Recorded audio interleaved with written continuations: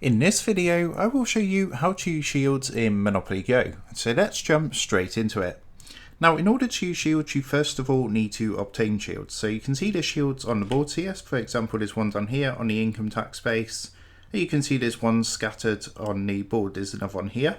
So to actually get shields, what you need to do is roll the dice and land on the spaces that have shields. And what you would do is get shields based on your rewards. So you can see, for example, at the moment I'm set it to 1, which means I would get 1 shield every time I land one. But I can increase this to 2, so every time I land on one I would get 2 shields, 3 shields, 5 shields, and so on and so forth.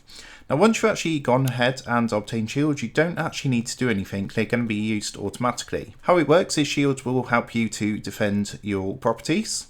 So whenever someone tries to attack or raid your properties, what's going to happen is going to use 1 shield every time someone tries to attack your properties. And of course, they're not going to be able to get as much money as they normally would. So all you want to do is basically go around, collect these shields from the appropriate spaces. And of course, this increases as well as the amount of shields you can have as you start to level up throughout the game. So that's how to go ahead and use shields in Monopoly Go. I hope this quick tutorial did help you out today. And if it did, I would really appreciate it if you was to consider dropping down below the video, leaving a like, and also subscribing to the channel. With that being said, I just want to take a minute to thank you guys for watching this quick tutorial, and I will see you in the next video.